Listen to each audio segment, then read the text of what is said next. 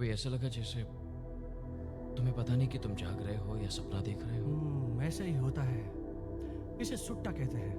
सुट्टे जैसा और कुछ नहीं है। जिंदगी का मजा है नियो। किसकी? पहले सुनो। मैं जानती हूँ तुम यहाँ क्यों आए हो। तुम दिन भर क्या करते रहते हो? अब हर किसी की तरह वक्त पर ऑफिस आया करें या फिर अपने लिए कोई नई नौकरी तलाश कर लें। आप समझ गए ना मिस्टर एंडरसन? जी हाँ सर, मैं आपकी बात बिल्कुल समझ गया। लेकिन अगर वो लोग मुझे अभी निकलो।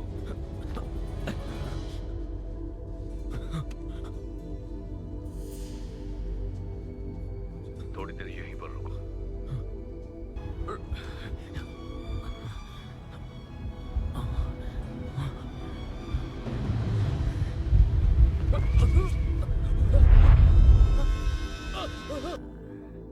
और दूसरी जिंदगी जिसका ताल्लुक कंप्यूटर से है, जहां आप घुसपैठिए नियो के नाम से मशहूर है और आपने वो हर गुनाह किया है जो कंप्यूटर से जुड़ा है। मुझे कानून पता है, मुझे अपने वकील से बात करनी है। पहले बताइए मिस्टर एंडरसन, आप फोन पे बात क्या करेंगे अगर आपके मुंह में जुबान नहीं? जरा गौर करो, वो तुम तक पहले पहुंच गए और उन्हें तुम्हारी शक्ति का अंदाजा नहीं है। तुम क्या हो अगर ये उन्हें मालूम होता तो वो तुमको मार चुके होते। तुम क्या कह रहे हो? क्या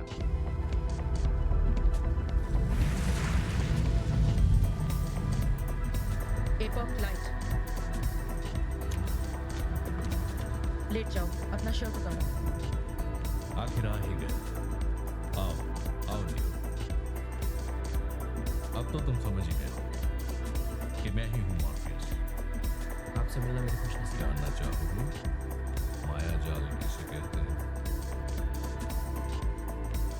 ये माया जाल सब जगह है, हमारे चारों तरफ। इस वक्त इस कमरे के अंदर सिर्फ सच्चाई बता रहा हूं और कुछ नहीं।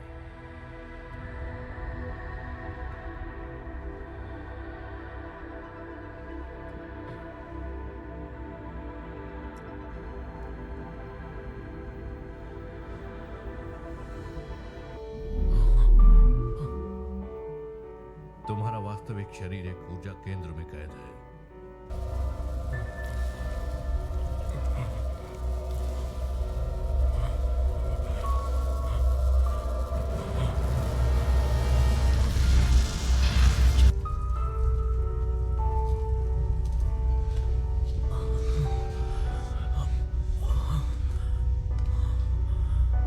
वास्तविक दुनिया में तुम्हारा स्वागत।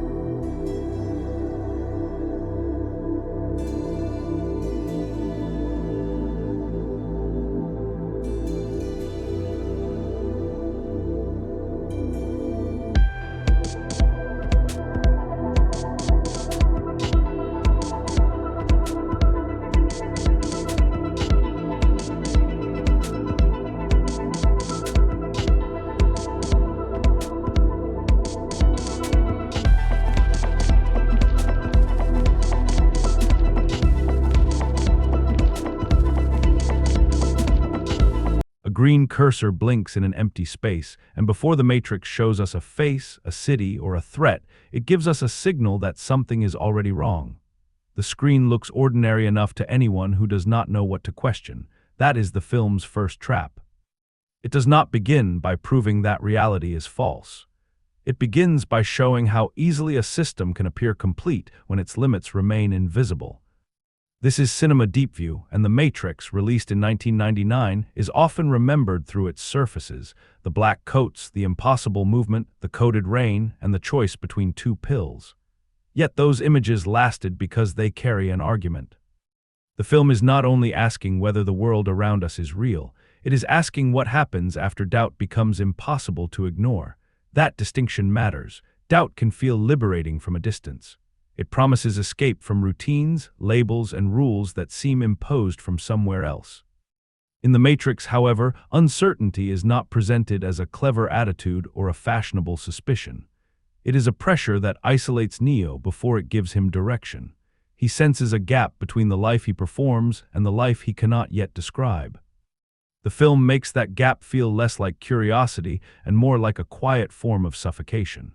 The most revealing detail is that Neo does not begin as a hero waiting to discover his power. He begins as someone who cannot fully trust his own perception. His problem is not simply that he lacks information. He lacks a stable position from which to judge information at all.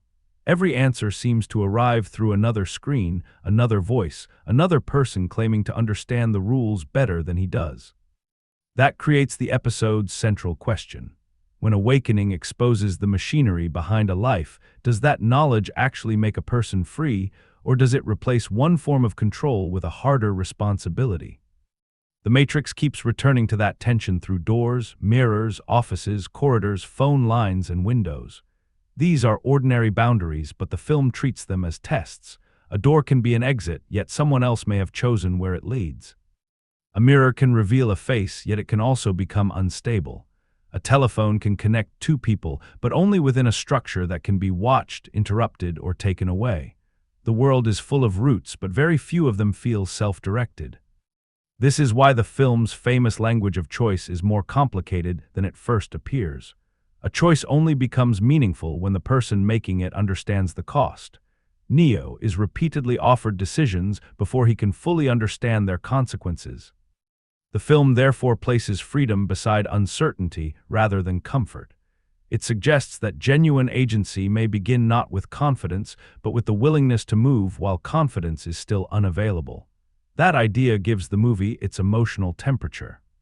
Beneath the cool design and technical control, there is anxiety. Neo's search is not exciting because answers are guaranteed. It is exciting because each answer removes another excuse to remain unchanged. Once a possibility becomes visible, ignoring it becomes a decision of its own. The Matrix also understands that systems do not survive only through force. They survive because they become familiar. Habit can make confinement feel reasonable. Routine can make obedience feel like identity.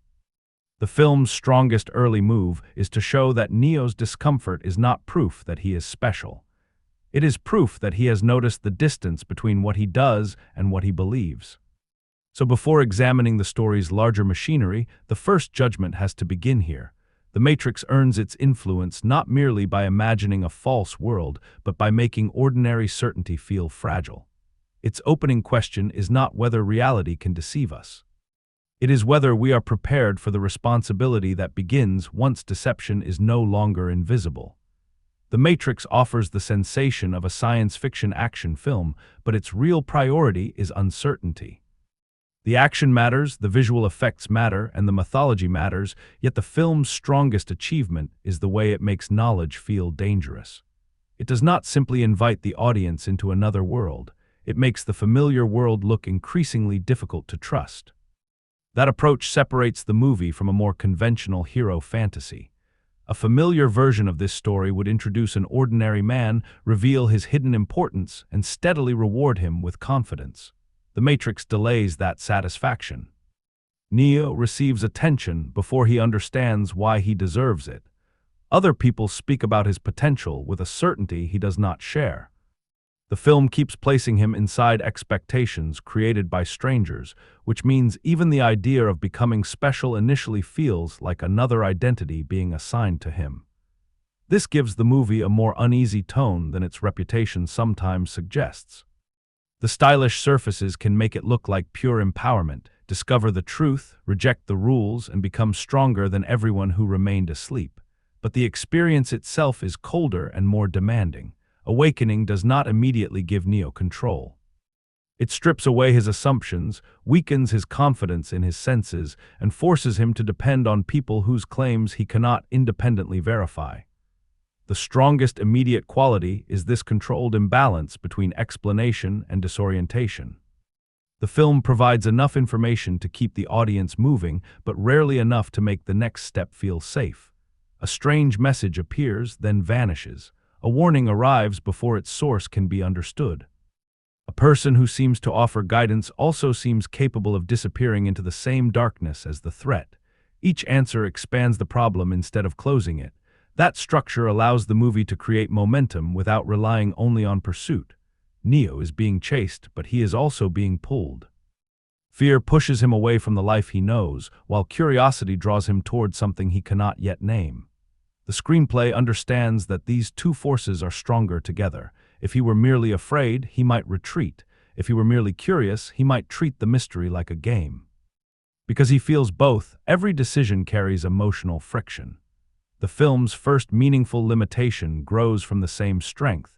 Its commitment to ideas can occasionally make people sound less like individuals and more like carriers of a philosophical position. Some conversations are designed to introduce a rule, a question, or a concept with such precision that ordinary spontaneity becomes secondary. The controlled delivery suits the artificial atmosphere, but it can also create distance. The audience may admire the architecture of the film before fully connecting with the people living inside it. That distance is partly intentional. The movie wants its world to feel arranged, observed, and slightly drained of warmth. Offices, streets, rooms, and institutions appear functional, yet rarely comforting.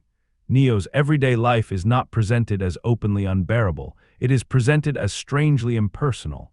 That choice is important because the system does not need to look cruel at all times. It only needs to reduce a person into a role that can be monitored and replaced. The Matrix is therefore likely to connect most strongly with viewers who enjoy ideas delivered through genre rather than separated from it. It rewards anyone interested in questions of identity, control, belief, technology, and social conformity, but it never requires the audience to approach those questions academically. The concepts arrive through movement, danger, visual contrast, and character decisions. Even when the dialogue becomes abstract, the film tries to give the idea a physical shape. Viewers looking only for fast action may find the early stretch more patient than expected. The movie spends considerable time establishing uncertainty before releasing its larger spectacle. Yet that patience is what gives the later action meaning. Movement becomes exciting because the rules have first been made oppressive. Escape becomes satisfying because every environment has been framed as a possible trap. Physical confidence matters because Neo begins from a state of perceptual weakness. The film's lasting appeal also comes from its balance between clarity and openness. Its central premise is easy to understand once revealed, but its implications continue to spread. What counts as a free choice when every available option has been shaped by a system? Can a person discover an authentic self or only choose between competing identities? Does belief produce power, or does power make belief easier? The Matrix does not answer all of these questions with equal depth, but it creates a world where they can be felt as urgently as the next threat. My first read, then, is that the movie remains effective because it treats spectacle as a consequence of thought. Its most famous images are not detachable decorations. They express its central tension between limitation and possibility. The style tells us that reality can be rewritten. The anxiety reminds us that someone must first accept the cost of discovering who wrote it. That cost becomes the mechanism driving the entire story. Neo wants an answer, but the answer requires action. The mystery cannot be solved from the safety of observation. Each step toward understanding removes another path back to his former life, until knowledge and commitment become impossible to separate. Neo's story begins with a desire he cannot properly explain. He is not searching for money, status, or recognition. He is searching for the source of a feeling. Something about his life appears incomplete, and the phrase, the Matrix, has become the name he gives to that absence before he understands what it means. This makes his central want unusually unstable. He wants truth, but he has no reliable way to recognize truth when it arrives. During the day, he lives as Thomas Anderson, an employee inside a rigid corporate structure.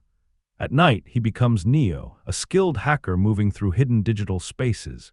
These two identities are not presented as balanced halves of one life. Thomas Anderson is the identity recognized by institutions. Neo is the identity through which he searches for something those institutions cannot explain. The conflict between them gives the story its first engine. One identity keeps him functional, the other keeps him awake.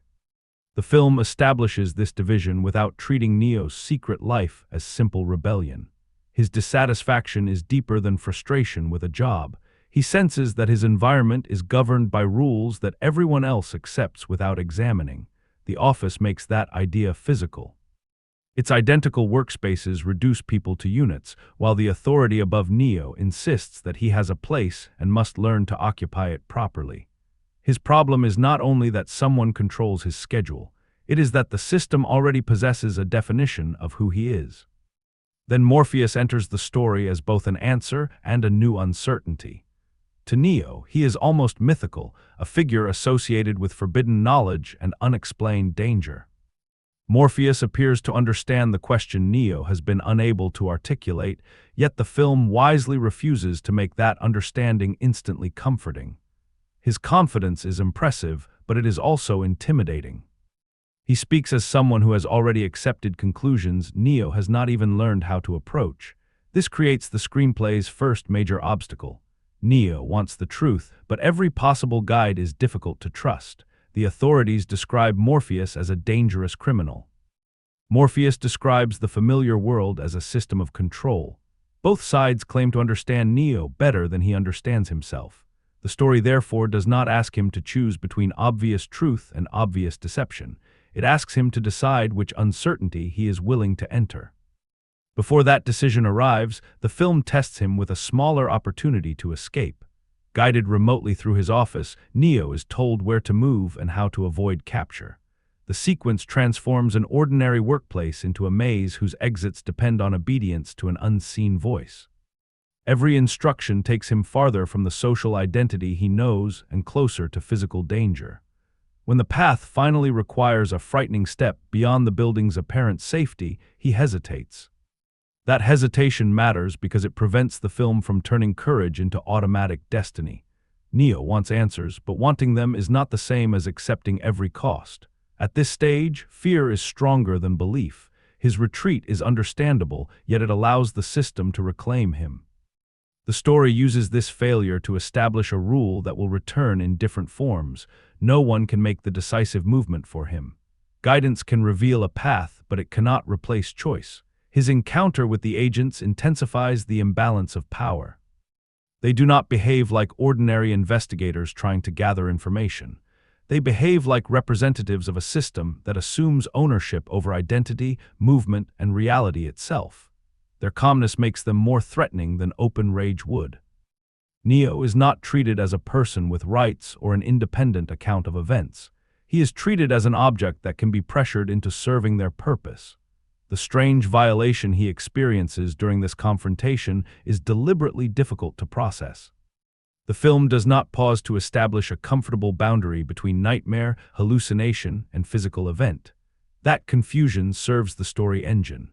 Neo cannot return to normal because normality no longer offers a stable explanation for what has happened. Even if he tries to dismiss the encounter, the emotional evidence remains. His ordinary world has revealed an impossible underside. When Trinity contacts him again, she becomes the bridge between suspicion and action. Her importance is not limited to confirming that Morpheus exists. She recognizes the nature of Neo's unease because she has lived through a similar uncertainty.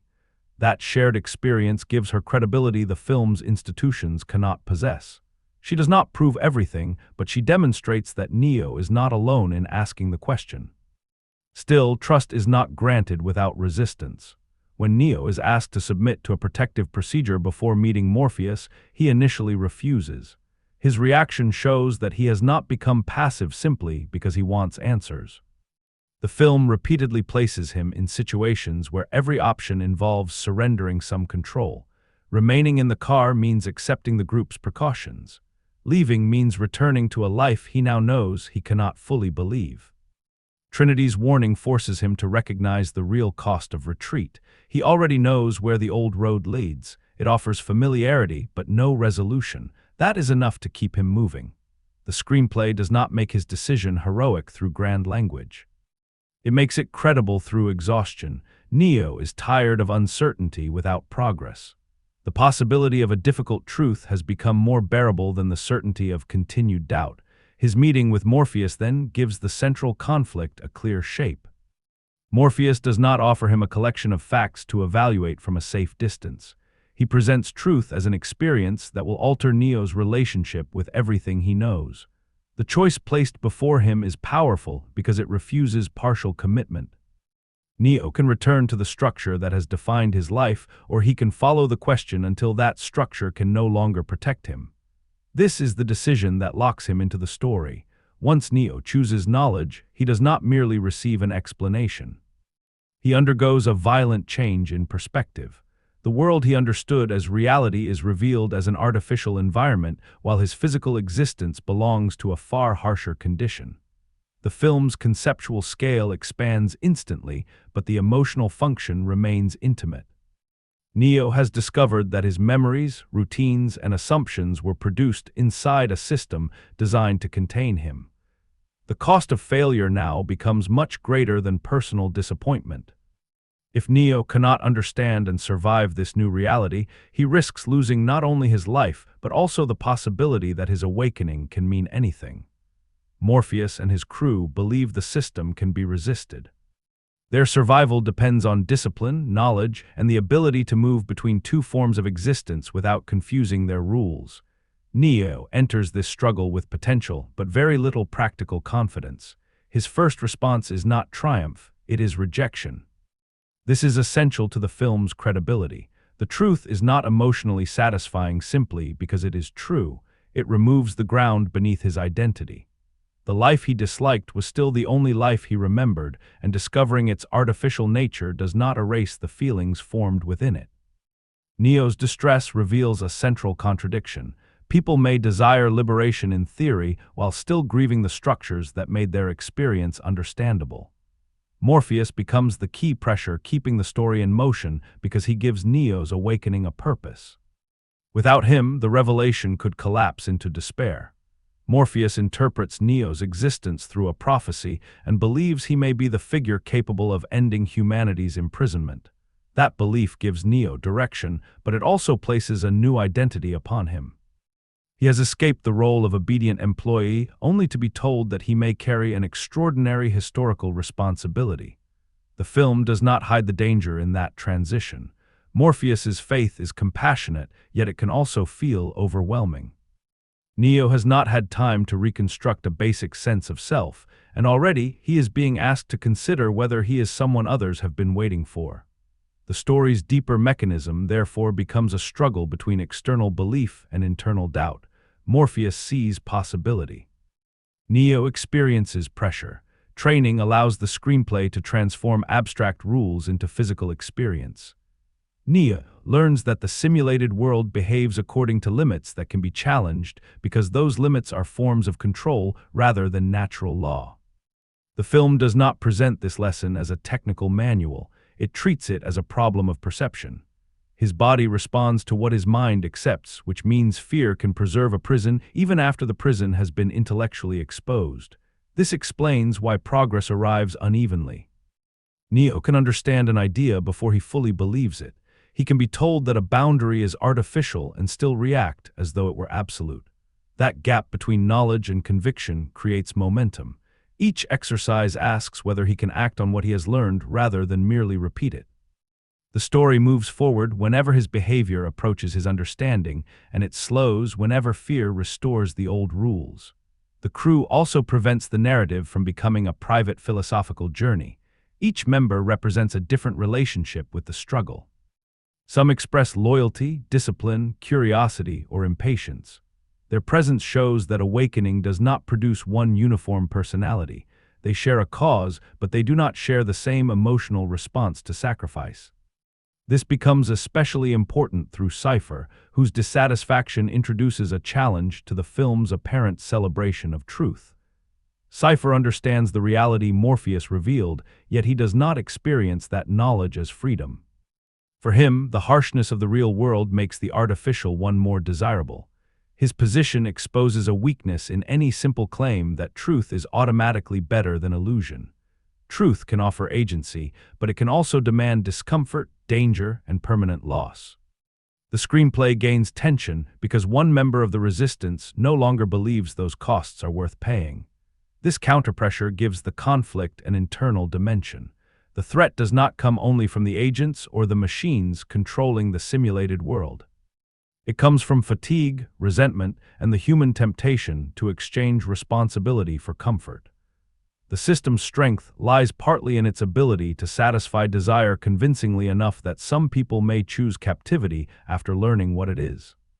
Neo's journey is therefore driven by more than the need to defeat an enemy. He must decide what kind of freedom he can accept. Morpheus offers belief in him. Trinity offers trust that grows through observation rather than prophecy. The crew offers evidence that resistance is possible but costly. Cypher offers the possibility that ignorance may feel kinder. The agents offer survival through submission. Each force provides a different answer to the same question.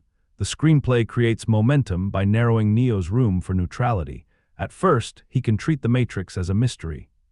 After awakening, he must treat it as a structure with consequences. Training makes him capable of entering that structure deliberately.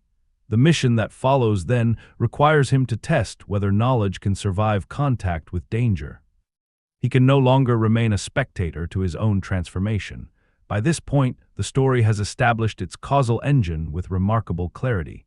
Neo's desire for truth leads him to Morpheus. His choice to follow Morpheus destroys the stability of his former identity. That loss creates dependence on the resistance. Their belief in his potential exposes him to greater danger. The danger forces him to test whether freedom is merely something he understands or something he can practice. What keeps the plot moving is the distance between who Neo has been told he is, who others believe he may become, and what he can currently prove through his choices. The action grows from that distance. Every confrontation measures it. Every failure gives it weight. Every moment of progress raises the cost of turning back. The larger question is no longer simply whether Neo can learn the rules of the Matrix. It is what pressure will reveal when learning those rules stops being an exercise and becomes a responsibility toward other people. Pressure reveals Neo by forcing him to choose before he feels ready.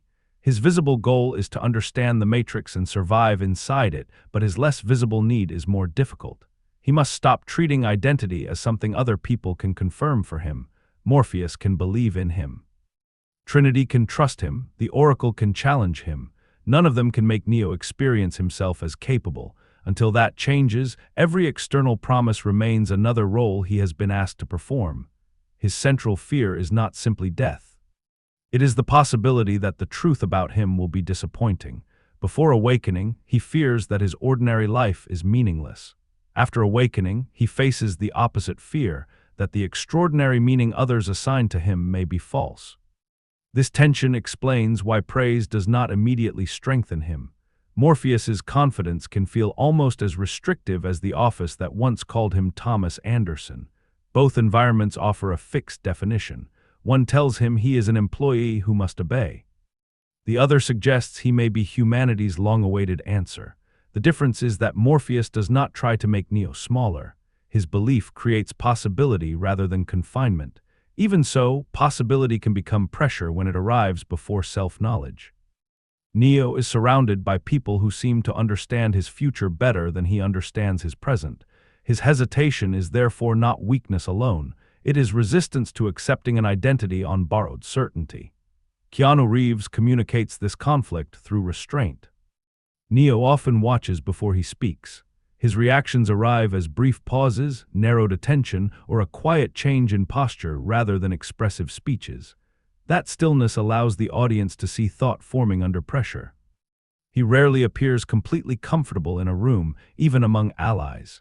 His body seems to be waiting for the environment to reveal another rule.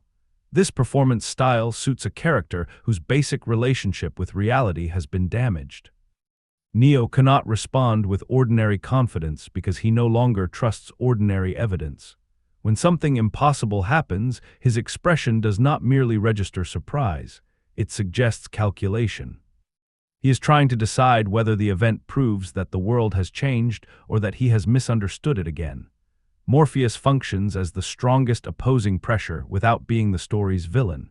He is a mentor, but he also represents faith pushed to its most demanding form.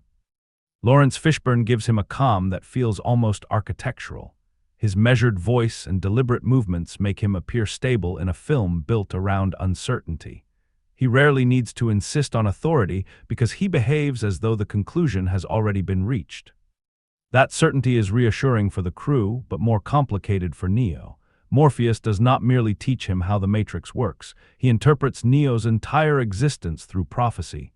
Every success becomes evidence. Every hesitation can be treated as a stage before belief.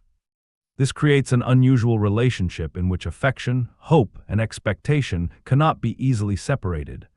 Morpheus's greatest strength is also his blind spot. His faith allows him to see possibility where Neo sees limitation, but it may also prevent him from seeing Neo as an unfinished person rather than a promised outcome. The film does not portray this belief as cynical manipulation. Morpheus is sincere. That sincerity increases the pressure because Neo cannot dismiss him as someone seeking personal power. Trinity exposes a different side of Neo. Her trust is less abstract and more observational. She has heard the prophecy, but she also watches how Neo behaves. Carrie-Anne Moss plays Trinity with controlled attention. Her silences often feel evaluative rather than empty. She studies whether Neo's choices align with what others claim about him. This gives their connection a different emotional texture from the bond between Neo and Morpheus. Morpheus believes in an idea of Neo. Trinity gradually responds to the person in front of her. Her confidence does not remove his doubt, but it gives him evidence that courage can be recognized through action rather than announced through destiny. Neo's relationship with Trinity also reveals how uncomfortable he is with being known. In the artificial world, he has maintained distance through two identities. Thomas Anderson belongs to the visible system. Neo belongs to hidden networks. Trinity enters the space between them. She knows his secret identity before he understands hers, and she recognizes the question that has shaped his private life. That knowledge makes her both reassuring and unsettling. The agents represent the most direct opposing force, but their pressure is psychological before it becomes physical. They do not merely threaten Neo, they deny the legitimacy of his self-definition. To them, Neo is not a meaningful identity. He is still Thomas Anderson, a registered person whose value depends on usefulness to the system. Their language and posture communicate the confidence of an institution that believes resistance is a technical problem rather than a human claim. Agent Smith intensifies this dynamic because he treats individuality with contempt. Hugo Weaving's performance is controlled to the point of discomfort. His rhythm is precise, his posture rigid, and his emotional changes appear as disruptions within a programmed surface. He rarely needs visible urgency. His certainty comes from believing the environment itself belongs to him. For Neo, Smith becomes more than an enemy to escape. He embodies the possibility that identity is only a temporary pattern the system can overwrite. Wherever Neo moves, Smith can appear through another person. This makes resistance feel almost impossible. The threat has no single body that can be permanently avoided. It operates through the environment, turning ordinary people into potential extensions of control. This changes the meaning of courage. Neo cannot defeat fear by finding a safe location because safety inside the Matrix is conditional. He must learn to act while the system remains capable of surrounding him. His development depends less on eliminating danger than on refusing to let danger define every decision.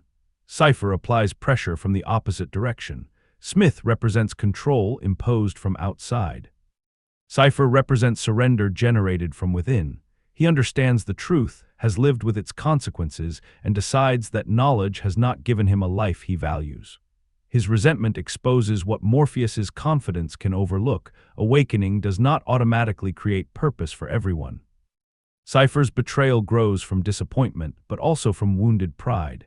He is tired of deprivation, tired of danger, and tired of believing in a future that has not arrived. The film does not make his decision morally defensible, yet it gives the decision a recognizable emotional foundation. He wants comfort without responsibility and pleasure without the burden of remembering its artificial source. That makes him a warning for Neo. Both men encounter a reality more painful than the illusion they left. The difference lies in what they do with that pain. Cypher treats discomfort as proof that truth was a mistake. Neo gradually learns to treat discomfort as part of the cost of acting freely. One wants his awareness removed, the other struggles to make awareness meaningful. The supporting crew members create a social frame around this conflict, though not all receive equal depth. Their discipline shows that resistance is collective rather than romantic. The ship must function, signals must be monitored, and everyone entering the Matrix depends on someone outside it. Freedom here is not complete independence. It is cooperation made more urgent by vulnerability. This is an important correction to the fantasy of the solitary chosen hero. Neo may possess unusual potential, but he cannot awaken, train, enter the Matrix, or return safely without other people. His growth occurs inside a network of trust. Even his most individual decisions carry consequences for the crew. At the same time, several supporting characters function more as expressions of that network than as fully developed people. Their loyalty, fear, or sacrifice matters to the plot, but the film often gives them limited interior space. This creates efficiency, yet it also narrows the emotional impact when danger reaches them. The idea of collective resistance is richer than some of the individuals representing it. The Oracle introduces another kind of pressure by refusing the certainty Neo expects. Her environment is warmer and more ordinary than Morpheus's severe spaces. This contrast lowers his defenses. She does not behave like a distant authority delivering a grand declaration. Her manner is casual, observant, and difficult to interpret. Her real function is not to hand Neo a final answer. It is to expose his dependence on answers. He arrives hoping someone else can settle the question of who he is. Instead, the encounter directs his attention toward choice, self-knowledge, and the consequences of belief. What she tells him matters, but the effect matters more. Neo leaves without the confidence Morpheus hoped he would receive, yet with a clearer sense that a serious decision is approaching. This creates a productive contradiction. Morpheus believes Neo must accept a destined identity. The Oracle pushes him toward an action that cannot be reduced to destiny. One relationship places faith upon him, the other creates conditions in which he must discover what he values. The decisive pressure emerges when another person's life becomes more important than Neo's uncertainty. Until then, his training can remain partly theoretical. He may fail, recover, and try again. Once the cost is transferred to someone he cares about, hesitation becomes an ethical choice rather than a personal limitation. This is where the character begins to change. Neo does not become courageous because all doubt disappears. He becomes courageous when doubt loses its authority over what he must do. His development is not a clean transition from fear to confidence. It is a shift from asking what he is to deciding what kind of person he will be under pressure. That distinction deepens the film's argument. Identity is not revealed as a hidden object waiting inside Neo. It is formed through choices that become possible only when avoidance carries a greater moral cost than action. The prophecy may frame his journey, but pressure gives it substance. The Matrix therefore uses its characters to test different responses to control. Morpheus answers with faith, Trinity answers with trust, Cypher answers with surrender, Smith answers by trying to erase difference. Neo begins with uncertainty, but uncertainty slowly becomes responsibility. He does not escape external definitions by finding the perfect label. He begins to escape them by choosing despite the labels. The deeper argument emerging from this pressure map is that freedom cannot be measured only by the absence of rules. It must also be measured by the ability to act from a value one has genuinely accepted. Neo's power will matter only when it grows from that internal position. Until then, even extraordinary ability would remain another expectation placed upon him by someone else. On the surface, The Matrix is about a man discovering that the world around him is artificial. Beneath that premise, the film is more interested in the relationship between belief and control. Its central pattern is not simply that one group knows the truth while another does not. It is that every system of power depends on shaping what people consider possible. The Matrix controls humanity by controlling the limits of perception. Most people do not experience the system as a prison because they have never been given a position outside it. Their routines feel natural, their institutions feel permanent, and the rules governing their lives appear to belong to reality itself. Control becomes most effective when it no longer looks like control. Neo's awakening interrupts that arrangement, but it does not immediately free him from its logic. He leaves the simulated world physically, yet continues to carry its boundaries in his mind. When training presents him with impossible movement or altered physical laws, his first reaction is still obedience to the old rules. His body has been removed from the system before his imagination has learned to live without it. This is the film's deepest thread. Liberation requires more than exposure. A person can learn that a boundary is artificial and still remain governed by it. Knowledge opens the door, but belief determines whether someone can walk through. The recurring contrast between names makes this visible. Thomas Anderson is the identity recorded, supervised, and addressed by authority. Neo is the identity chosen in private before its meaning is fully understood. The agents insist on the official name because classification is one of the system's tools. To classify someone is to place them inside a structure that already knows what they are allowed to become. Neo's chosen name does not automatically solve that problem. Morpheus and the Resistance attach prophecy to it, turning a private act of self-definition into a public burden. Both names carry pressure. The important question is not which label sounds more liberating, but whether Neo can act from a self that is not dependent on either institution's approval. Mirrors provide another version of the same idea. A mirror normally promises stable recognition. In The Matrix, reflection turns fluid, the boundary between surface and body collapses, and the object associated with seeing oneself becomes part of the process that destroys Neo's old certainty. The image matters because the film treats self-knowledge as physically unsettling. Neo does not discover a complete identity waiting behind appearances. He experiences the loss of the identity that once made his life understandable. The mirror does not simply reveal truth, it makes the distinction between observer and environment unstable. Doors, corridors, and thresholds repeat this tension in practical forms. Characters are constantly being guided toward entrances, exits, stairways, and narrow passages. These spaces create the feeling of choice, but the available paths are usually controlled by someone else. A door can offer escape while also leading directly into a planned test. This visual pattern turns freedom into a problem of navigation. The question is not only whether an exit exists, it is who designed the building, who understands the map, and what must be surrendered to reach the next room. Neo's journey advances through thresholds, yet each one replaces a familiar certainty with a new demand. The awakened characters are therefore free only in limited moments created through coordination and trust. Someone enters danger, someone observes, and someone keeps the route back open. The film connects freedom with responsibility more strongly than with solitude. Neo's most meaningful decisions are not those in which he proves that rules do not apply to him. They are the decisions in which he accepts risk for another person. That emphasis changes how the prophecy can be understood. On the surface, the idea of a chosen figure promises that history has a direction and that one exceptional person can complete it. Yet the film repeatedly makes prophecy less useful as a prediction than as a pressure-shaping behavior. Morpheus's belief causes him to take risks. Trinity's understanding of the prophecy affects how she sees Neo. Neo's uncertainty influences what he believes he can do.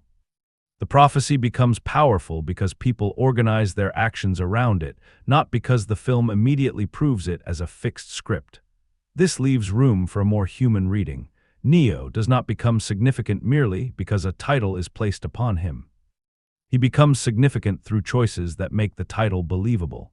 The film's language of destiny is challenged by its structure of decision. What appears predetermined still requires sacrifice and commitment. Control and belief meet most clearly in the training environments. These spaces are artificial within an artificial world, but they allow the characters to examine how constructed rules shape real reactions. The lesson is not that nothing matters because everything is simulated. The lesson is that consequences remain meaningful even when the framework producing them is artificial. Fear, pain, and hesitation are not dismissed as illusions. They are treated as responses with genuine power. Neo's progress requires repeated confrontation with limits he has absorbed, not a single slogan about believing in himself. The spoon in the Oracle's home expresses this idea with unusual simplicity. The object appears to change, but the deeper shift concerns the person observing it. The moment asks Neo to reconsider the relationship between an external barrier and the assumptions that make the barrier feel permanent. That principle can be liberating, but it carries a danger. If every limitation is treated as a failure of belief, real vulnerability can be ignored. The Matrix partly avoids this by showing that knowledge does not eliminate dependence, injury, or sacrifice. The characters remain fragile. Their minds can challenge simulated rules, but they cannot act without consequences. The film is strongest when it holds these ideas together. People are more capable than the system teaches them to believe, yet they are not invulnerable simply because they recognize its design. Freedom expands possibility, it does not erase responsibility. This is why Cypher's position cannot be reduced to simple cowardice. He understands the system's falseness, but values the comfort it can produce. His choice reveals that people do not desire truth in the abstract. They desire what they imagine truth will give them. When reality offers danger and obligation instead of satisfaction, awakening can feel like betrayal. Cypher's response becomes morally destructive because he is willing to sacrifice others to escape that burden. Still, his dissatisfaction exposes a question the resistance cannot easily answer. What is freedom worth when the life it provides is relentlessly harsh? The film does not fully explore the world outside the Matrix, but it allows this discomfort to remain. That ambiguity strengthens the central thread. The artificial world is oppressive, yet the real world is not automatically humane. Morpheus offers meaning, but his faith can become absolute. The Oracle encourages self-knowledge, but communicates through carefully shaped uncertainty. Every guide uses belief in some form. The difference lies in whether belief creates space for choice or closes it. The Matrix asks the viewer to examine not only obvious systems of domination, but also the assumptions that survive inside resistance. Escaping one structure does not guarantee freedom from expectation or dependence. Neo must question both the world that imprisoned him and the story that promises to save him. The film's deeper human concern is not simply whether reality is fake, it is how much identity is built from repeated permission. Families, schools, workplaces, cultures, and authorities can support growth, but they can also make limitation feel like common sense. Neo's transformation begins when he stops treating common sense as neutral. Yet the film does not ask him to reject every rule for the pleasure of rebellion. It asks him to discover which rules protect life, which rules protect power, and which rules survive because no one has imagined an alternative. That is where the deep view question becomes sharper. Awakening releases Neo from one system's invisible control, but it also places him inside obligations he can no longer ignore. His freedom is not the freedom to avoid consequence. It is the freedom to choose which consequences he is willing to carry. To see how the film makes that argument persuasive, the next step is to examine the scenes where framing, sound, movement, and performance turn philosophy into immediate experience. The Matrix becomes most persuasive when it stops explaining its ideas and lets a scene make the argument through space, rhythm, and reaction. 3 moments in particular reveal how the film turns control into something the audience can feel. Neo's attempted escape from the office, his first training confrontation with Morpheus, and the encounter with the woman in the red dress. The office escape begins in an environment built to reduce individuality. Rows of nearly identical workstations create a visual system before the agents ever arrive. Neo is surrounded by people, yet the arrangement leaves him isolated. The partitions offer enough privacy to keep workers separated, but not enough freedom to escape observation. The design makes authority feel structural rather than personal. When Morpheus contacts Neo, the scene creates tension through competing forms of control.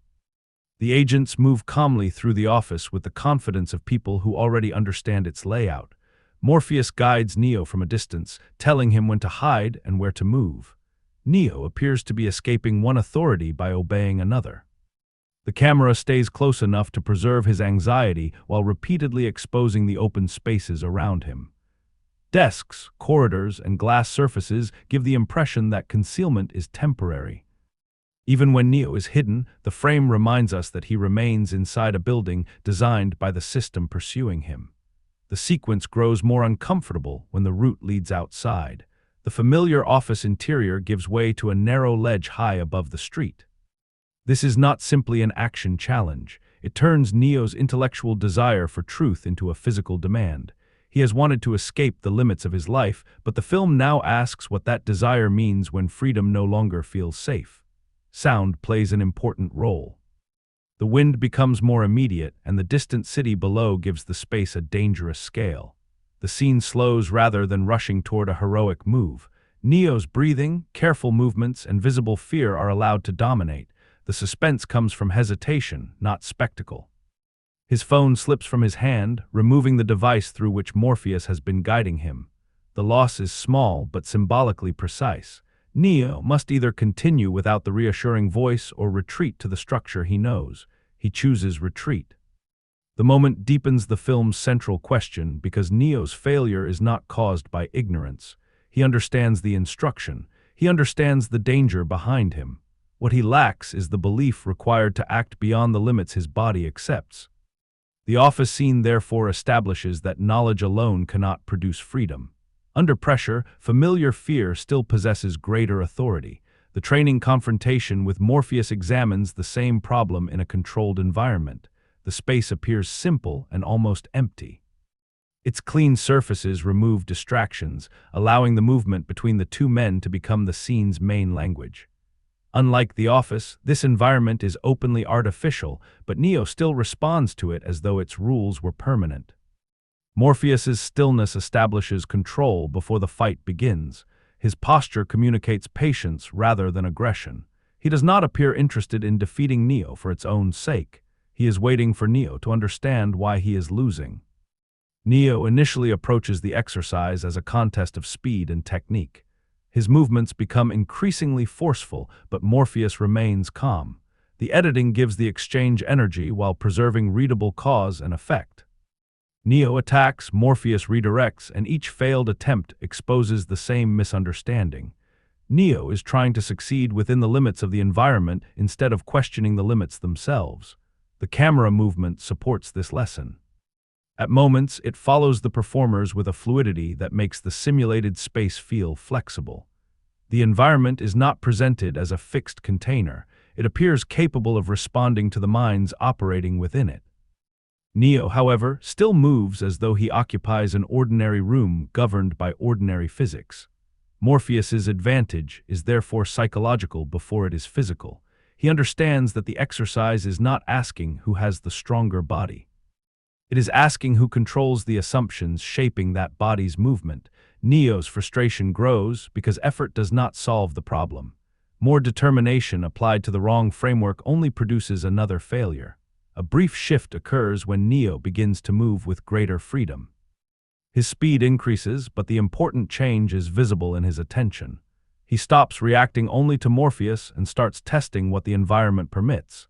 The scene does not give him complete mastery. It gives him a glimpse of a different relationship with limitation. That incomplete success is more useful than an easy victory would have been. The film wants the audience to experience transformation as a process in which understanding arrives unevenly.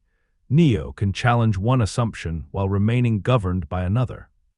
The training room becomes a laboratory for belief, showing that the mind does not abandon an entire system of learned boundaries at once.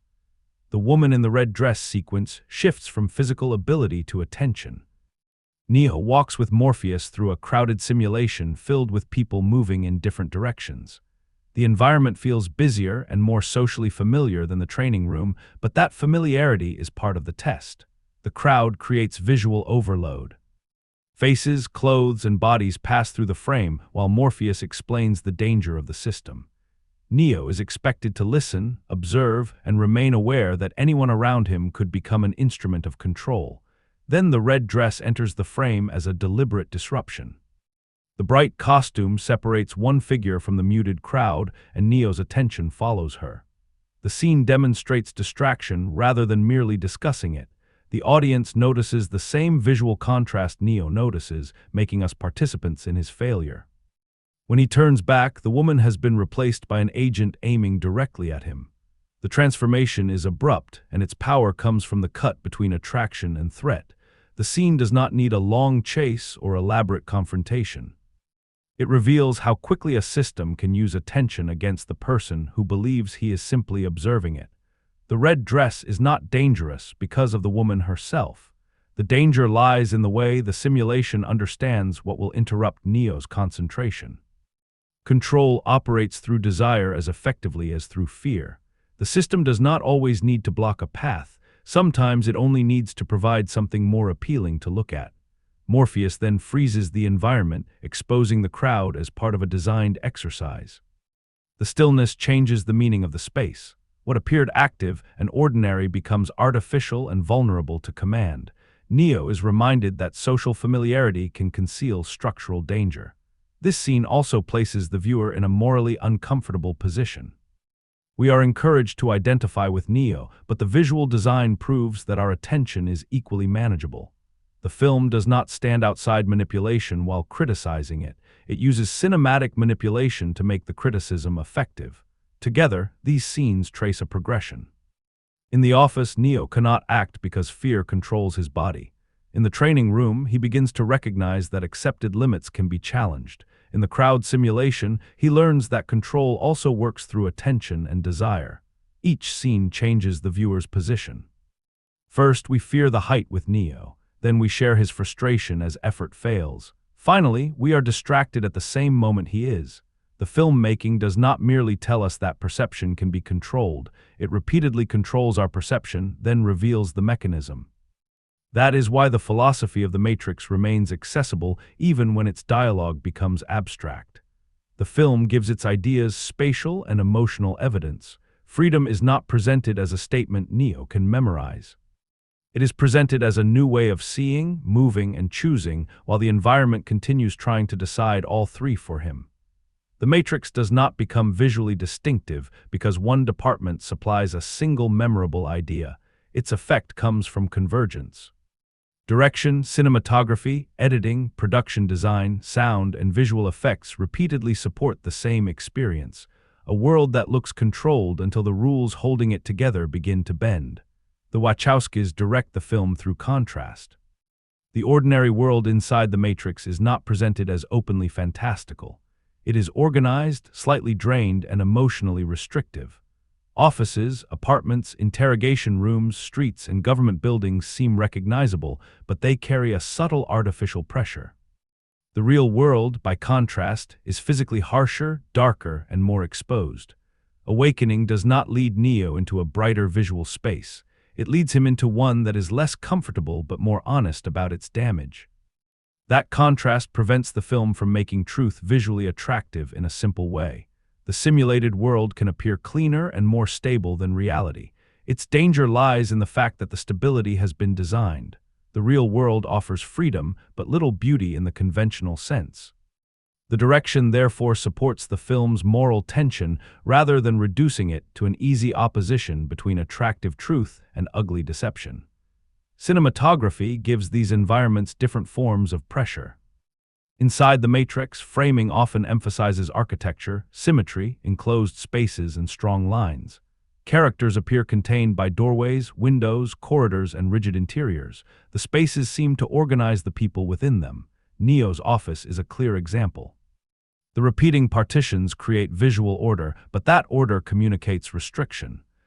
The interrogation room removes almost everything except Neo, the table, and the agents, making authority feel absolute.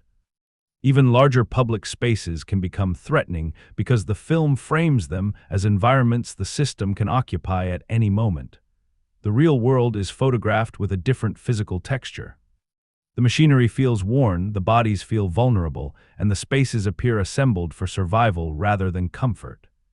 Metal surfaces, exposed cables, confined rooms, and practical equipment replace the clean institutional geometry of the simulation. The result is not realism in a documentary sense, it is material consequence.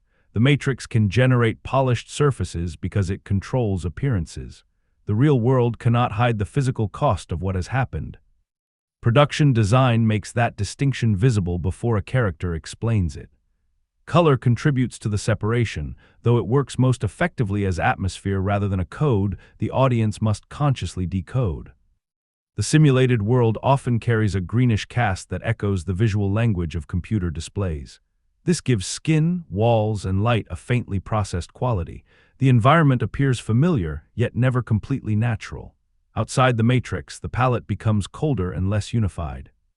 The visual world feels stripped of the system's artificial consistency.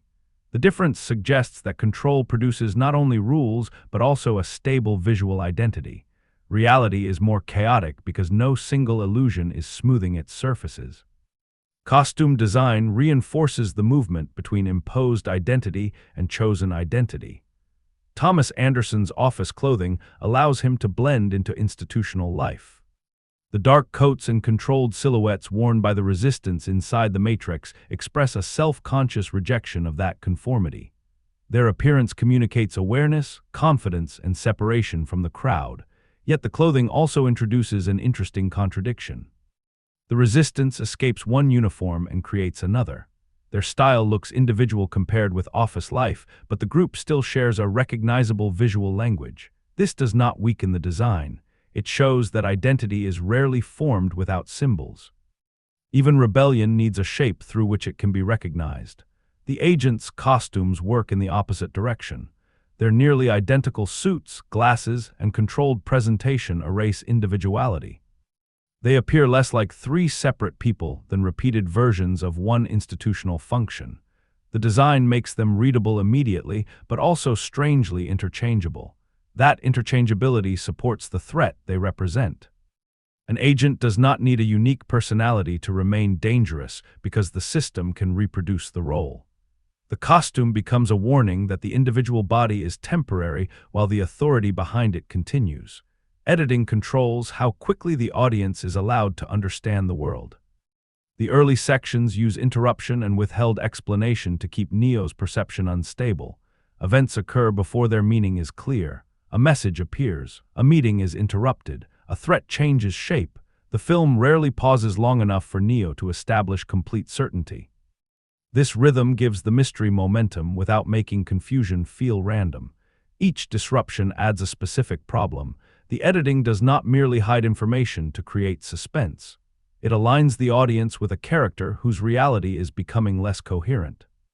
Once the Matrix is explained, the editing becomes more confident, but it continues to distinguish perception from mastery.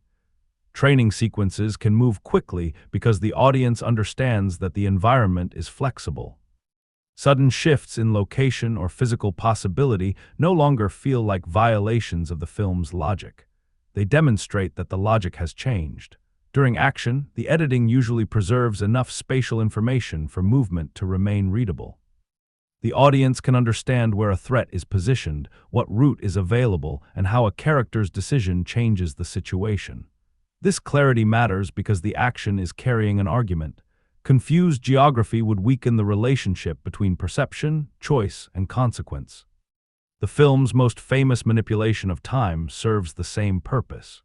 Extreme changes in speed and viewpoint turn movement into something that can be examined rather than merely witnessed.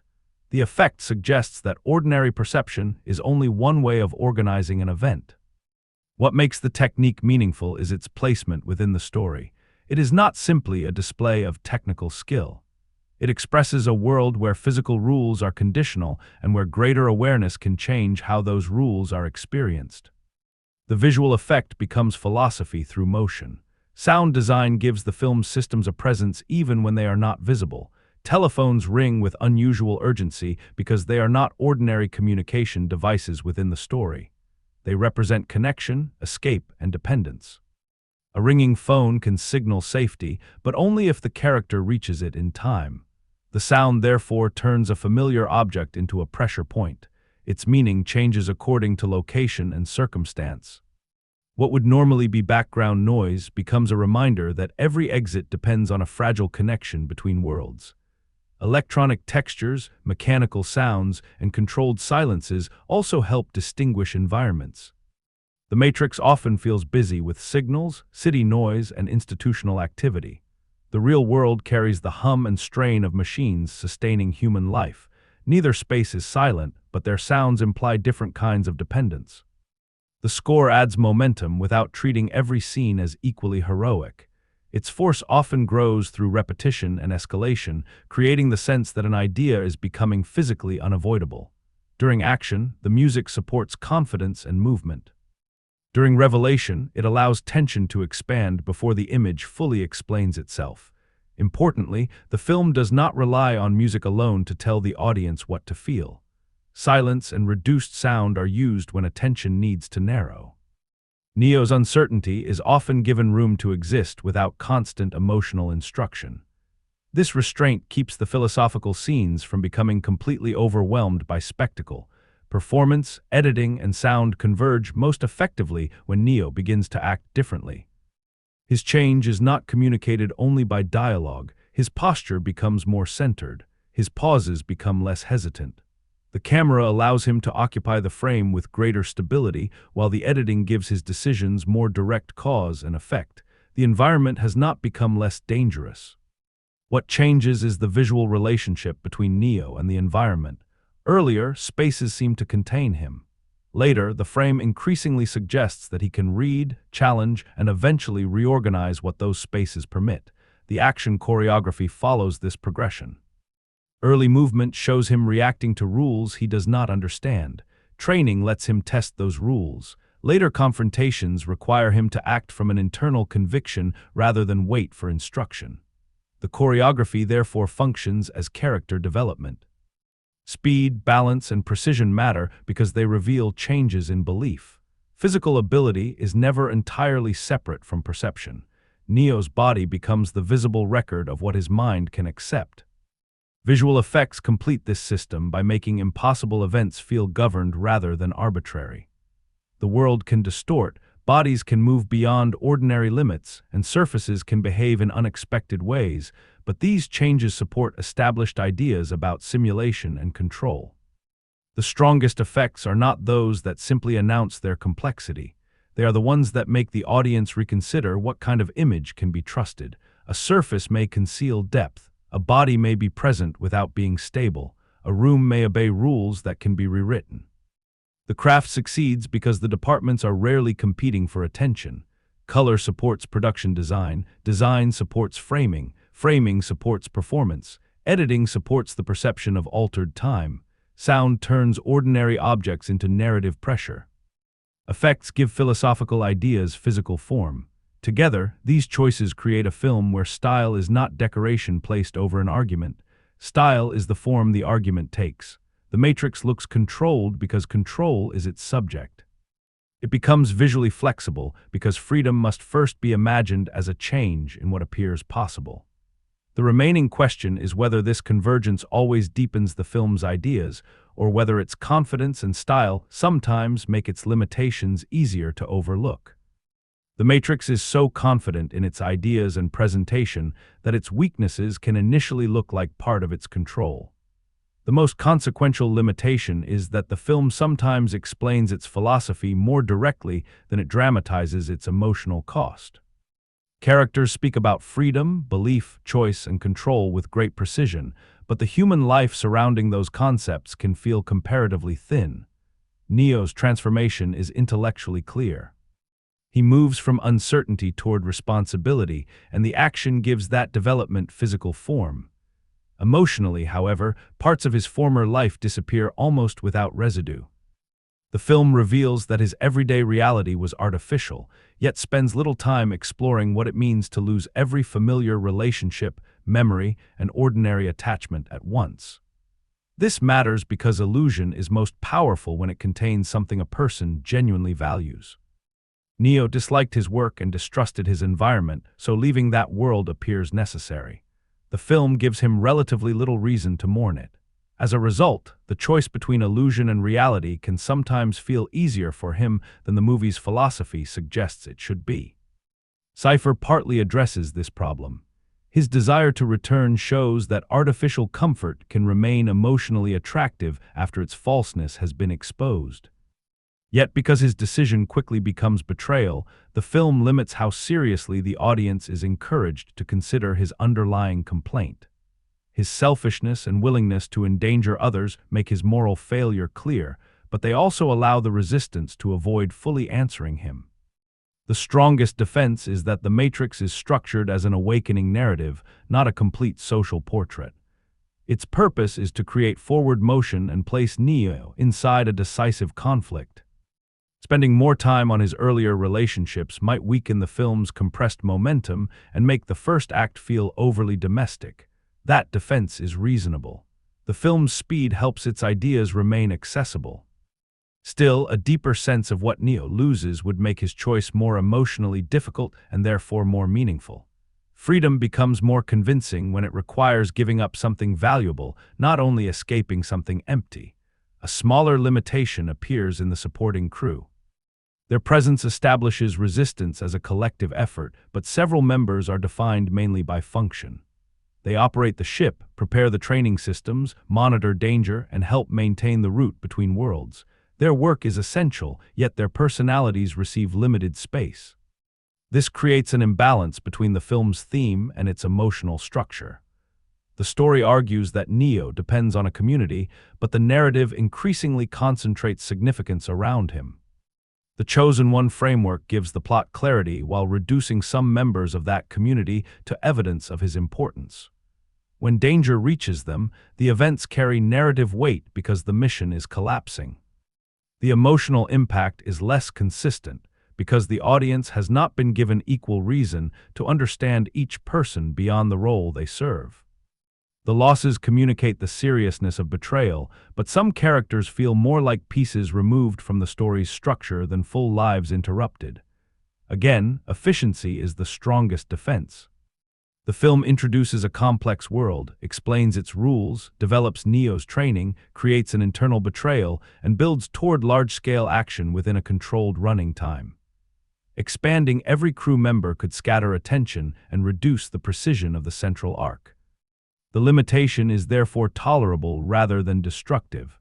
The crew functions successfully as a social and practical system. What is missing is not clarity, but texture.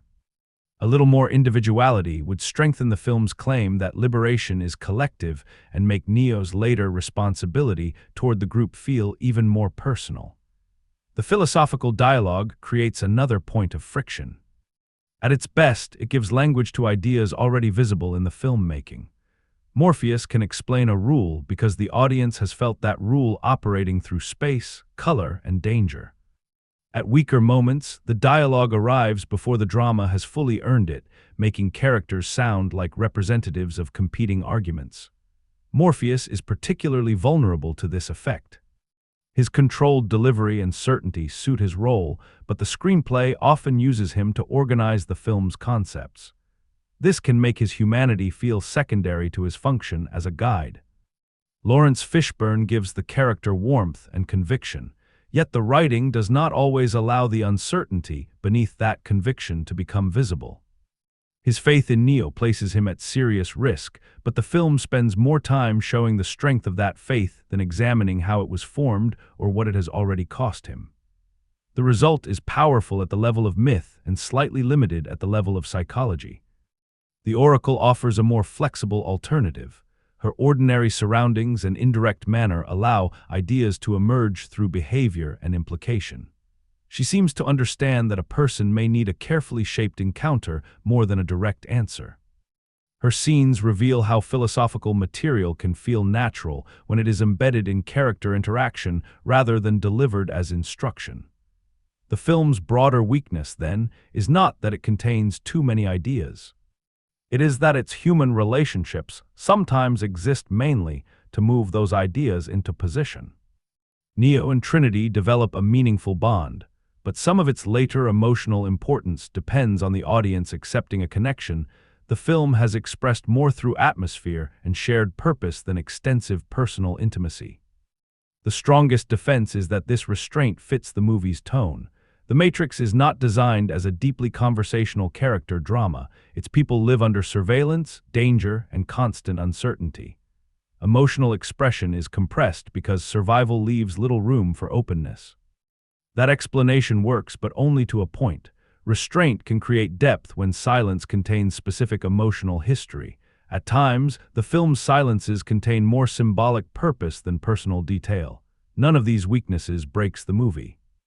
Its momentum remains strong, its visual reasoning remains unusually coherent, and its central character arc reaches a satisfying form. The limitations are inseparable from the compression that makes the film so effective as popular science fiction. The Matrix chooses clarity of myth over the messier density of ordinary life. That choice gives the movie its force, but also defines its ceiling. Its argument about freedom is compelling because the world is designed with precision. It becomes less complete when the people inside that argument need more room than the design allows. The friction, therefore, does not destroy the film's central achievement. It reveals the trade it makes. The Matrix is strongest when craft, idea, and action converge. It is less persuasive when philosophy replaces emotional development rather than emerging from it. The Matrix arrived at a moment when digital technology was becoming more visible in ordinary life, but remained mysterious to much of the public. Computers were moving from specialist spaces into homes, workplaces, and communication, while the internet was changing how people understood distance, information, and identity. The film transformed that uncertainty into a world where technology did not merely influence reality. It manufactured the conditions through which reality could be perceived. This context helped the movie feel both futuristic and immediately recognizable. Its machines, simulations, and artificial environments belonged to science fiction, but Neo's dissatisfaction belonged to the present. He worked inside an impersonal office, lived through screens, and maintained a second identity online. The film exaggerated emerging digital habits without separating them from familiar pressures involving work, authority, and social conformity. That combination allowed The Matrix to connect several genre traditions. It carries the structure of a chosen hero myth, the atmosphere of dystopian science fiction, the suspicion of conspiracy thrillers, and the physical discipline of martial arts cinema. It also draws on cyberpunk's interest in powerful systems, altered bodies, digital space, and individuals operating at the edges of institutional control. What distinguishes the film is not the existence of these influences, but the way it makes them cooperate. The Chosen One narrative provides emotional clarity. Cyberpunk supplies the technological anxiety. Martial arts movement turns mental transformation into physical action. Noir-like shadows and urban spaces create distrust. Philosophical questions give the spectacle a larger purpose. A weaker film might have presented these elements as references competing for attention. The Matrix organizes them around a single pressure, the struggle to recognize and challenge a system that defines the limits of experience. Its influences become parts of one argument rather than decorations proving the filmmaker's knowledge. The movie also changed expectations for action built around digital environments. Computer-generated imagery had already become increasingly important, but The Matrix used visual effects not simply to create creatures or destruction. Its altered movement and shifting viewpoints demonstrated that the camera itself could appear liberated from ordinary physical restriction. This mattered because the technique matched the story's subject. The audience was not only shown an impossible action, it was encouraged to view that action from a perspective unavailable to a human observer standing nearby. The visual language suggested that perception could be reconstructed as completely as the environment. The effect of that approach can be seen in the action cinema that followed. Slow motion, suspended movement, rotating viewpoints, dark clothing, and digitally enhanced physicality became widely imitated. Repetition sometimes separated the visual language from the ideas that originally justified it.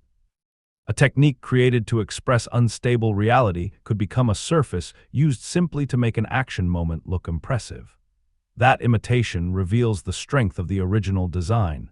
The Matrix produced images recognizable even when removed from their narrative context. Yet it also created a problem for its own legacy. The most copied elements can make the film appear familiar to viewers encountering it after years of references, parodies, and imitations. Seen today, some images may no longer produce the shock they created at release. Their influence has made them part of a wider visual vocabulary. The better measure of the film's endurance is therefore not whether every effect still feels unprecedented. It is whether the underlying relationship between effect and meaning remains clear. In that respect, the movie has aged more strongly than many effects-driven productions. The green-coated environment, altered movement, reflective surfaces, and controlled architecture still support its themes. The imagery may be familiar, but it is rarely meaningless. The film's cultural language has also expanded beyond the movie itself. Its symbols of awakening and hidden control have been used in discussions far removed from the original story. That broad adaptability proves how effectively the film converted complicated ideas into accessible images. It also creates a risk of simplification. The movie's choices can be reduced into symbols for believing that one side possesses truth while everyone else remains deceived. Yet the Matrix itself is more cautious than that reading. Neo's awakening does not make him instantly correct, powerful, or independent. He becomes vulnerable, dependent on others, and responsible for decisions whose consequences he cannot fully predict. The film therefore does not present suspicion alone as wisdom. Doubting a system is only the beginning. Neo must learn, test evidence, accept correction, and act for reasons larger than personal superiority. Awakening without responsibility can produce arrogance or isolation just as easily as freedom. This distinction gives the film continuing relevance whenever people confront systems they cannot completely see. Technology, institutions, media, and social expectations all shape perception, but the movie does not provide a simple method for escaping them.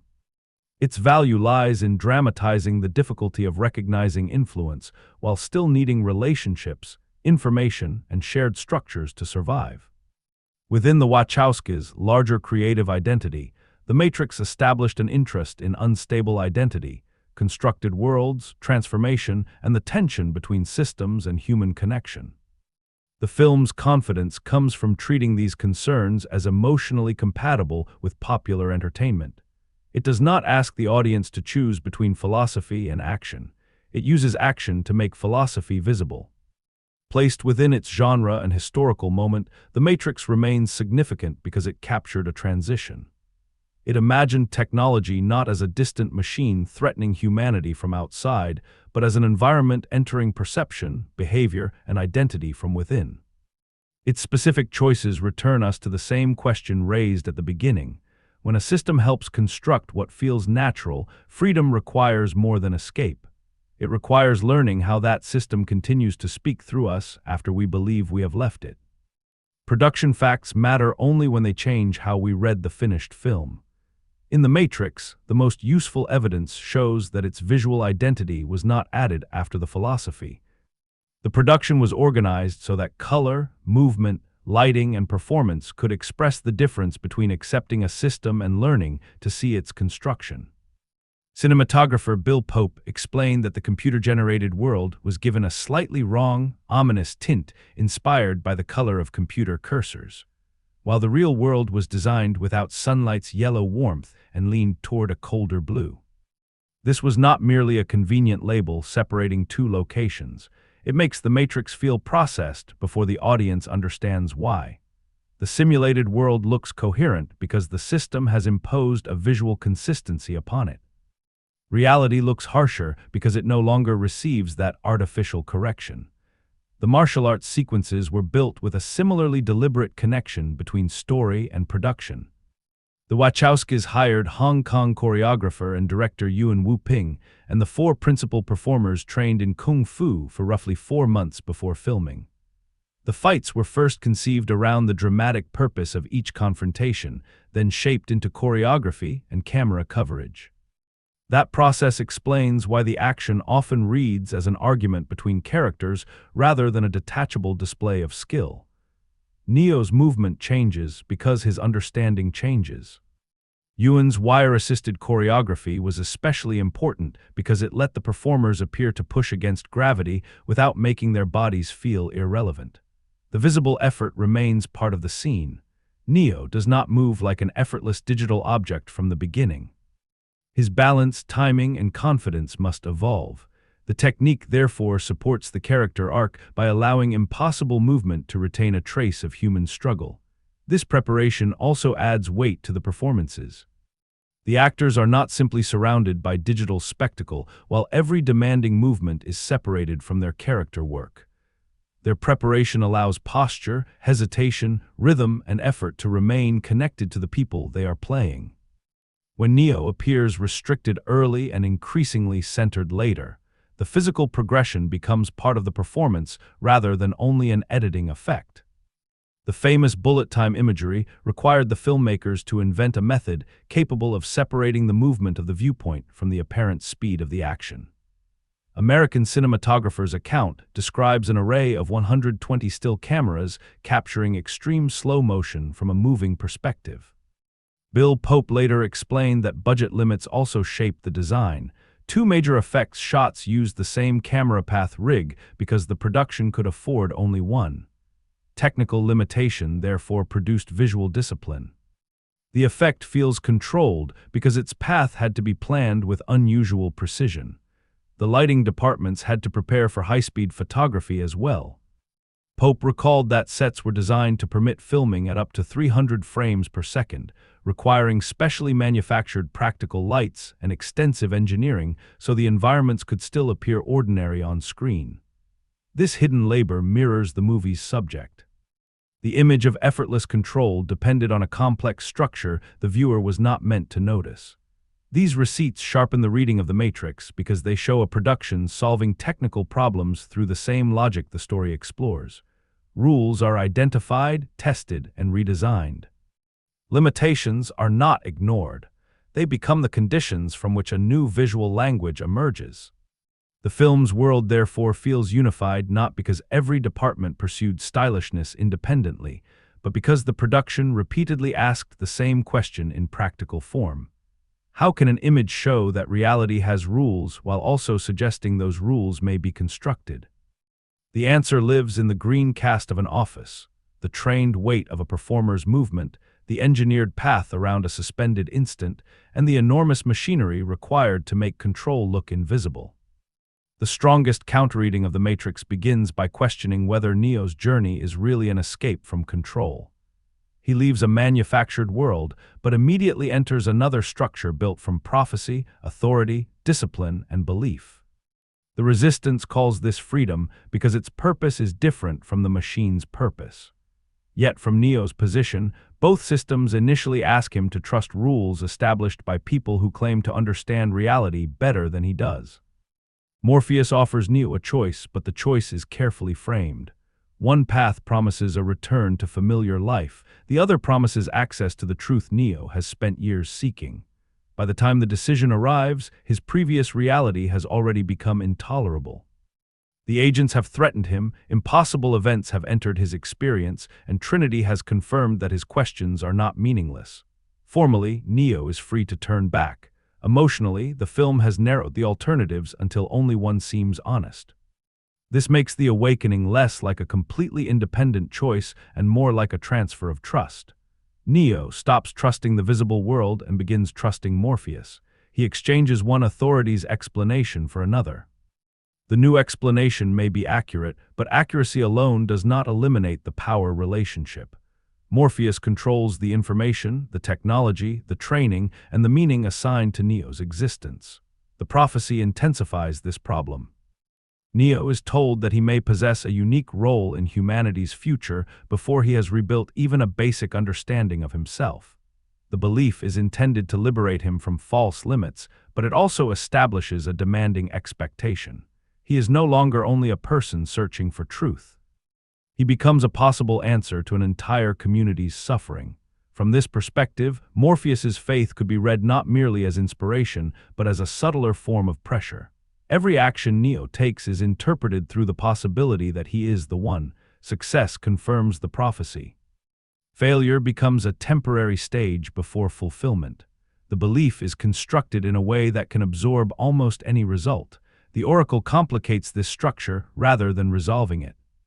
She appears to deny Neo the identity Morpheus has given him, but her encounter may be designed to influence a particular future decision. She does not simply report what will happen. She shapes the conditions under which Neo will act. Her method is gentler than the agent's coercion and wiser than Morpheus's certainty, yet it still depends on managing what Neo believes at a crucial moment.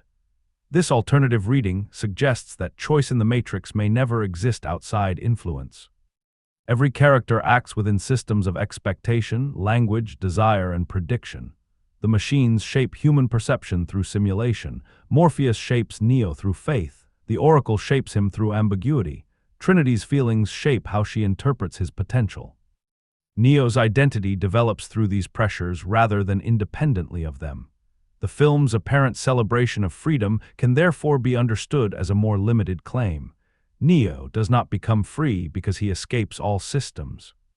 He becomes freer because he gains the ability to compare systems, recognize their demands, and decide which values deserve his loyalty.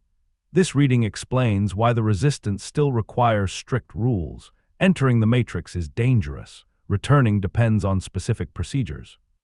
The crew follows hierarchy because survival depends on coordination.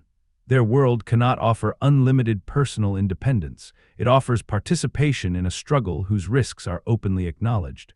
The machines conceal their control by making it feel natural. Morpheus openly names the danger and asks Neo to accept it. That difference matters. One system denies people the knowledge needed to evaluate their condition. The other reveals painful information and leaves room for refusal, even when the refusal is emotionally difficult. Still, the counterreading exposes uncertainty in the film's chosen one structure. If Neo's significance depends on prophecy, then his identity may seem predetermined rather than created through choice. If the prophecy is instead a psychological mechanism that helps produce the actions it predicts, then the story becomes less about destiny and more about the strategic use of belief. The second interpretation is more persuasive because Neo's decisive growth occurs when he acts without certainty about his status. He does not move forward because he has received proof that he is exceptional. He moves because another person is in danger, and remaining passive would violate what he has begun to value. His action creates meaning before any title confirms it. The original Deepview thread argued that freedom develops when Neo stops allowing external definitions to determine his choices. The counterreading shows that he never becomes completely independent of those definitions. Morpheus, the Oracle, Trinity, the agents, and the system itself continue shaping the conditions around him. What changes is Neo's relationship with influence. Earlier, he reacts to definitions as though they are facts. Later, he treats them as claims that must be tested through action. He does not escape every structure. He develops enough awareness to choose which structure he will resist, which community he will trust, and which consequences he will accept. The Matrix is therefore less convincing as a story of absolute liberation than as a story of conscious commitment. Its hero does not reach a place beyond control. He learns that responsibility begins when control becomes visible and neutrality is no longer possible. That conclusion makes the film more credible, not less. Freedom here is not purity from influence. It is the difficult ability to recognize influence without surrendering the final responsibility for one's actions. The Matrix rewards a second viewing because its early uncertainty is built from details that later become rules. The first time through, these details create atmosphere. On a rewatch, they reveal how carefully the film prepares the audience to accept a reality that is already malfunctioning. The green code is the clearest pattern, but its meaning extends beyond computer imagery. It appears before the audience understands what is being processed, turning ordinary life into information before the story explains that connection. The film does not begin with a traditional view of the city or its characters. It begins with a system reading them. That opening changes on a rewatch. What first feels like a stylish introduction becomes a statement about perspective. The audience is initially positioned closer to the machinery than Neo is. We see the world as data before he learns that his environment can be read in that way. The film therefore gives us part of the truth immediately, while withholding the knowledge needed to interpret it. Screens repeat this separation between information and understanding. Neo spends much of his early life looking through displays, searching hidden networks, and receiving messages from sources he cannot locate. A screen appears to give access, yet it also controls what can be seen. It connects him to the mystery while keeping the larger structure outside the frame. On a first viewing, these messages function as hooks. On a second, they reveal that Neo's awakening begins through the same kind of mediated system that has helped contain him. He does not initially escape technology to find truth. He follows one layer of technology through another until the boundaries between communication, surveillance, guidance, and manipulation become difficult to separate. The repeated use of names develops the same tension. Authority insists on the identity registered within the system, while those outside it recognize the name Neo selected for himself.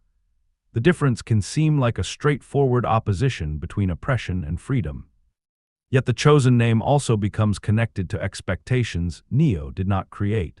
A rewatch makes these moments feel less like simple corrections and more like competing claims over who has the right to define him. The agents reduce him to an official record. Morpheus expands him into a prophetic possibility. Neo's real development occurs between those positions through choices neither label can complete for him. Reflections quietly prepare the film's interest in unstable identity. Glass, polished surfaces, lenses, and mirrors repeatedly place characters beside altered versions of themselves. These reflections do not always draw attention to their symbolism. They simply keep suggesting that the visible person and the complete person may not be the same. The mirror involved in Neo's awakening makes that pattern unmistakable, but earlier reflective imagery has already trained the audience to see surfaces as unreliable. On a rewatch, the moment feels less like an isolated surreal effect and more like the culmination of a visual argument. The boundary separating body, image, and environment was never as stable as it appeared. Telephones also acquire greater meaning after the rules are understood. Early calls feel mysterious because information arrives through them. Later, the objects become associated with movement between states of reality. A ringing phone can mean guidance, surveillance, danger, or a possible route home.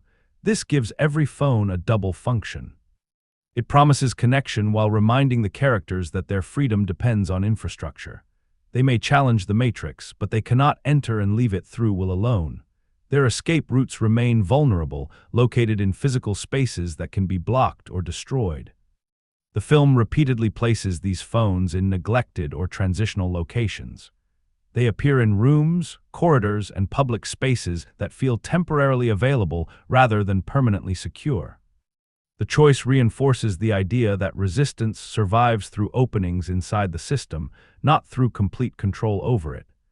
Déjà vu becomes another signal that changes meaning once the audience understands the environment.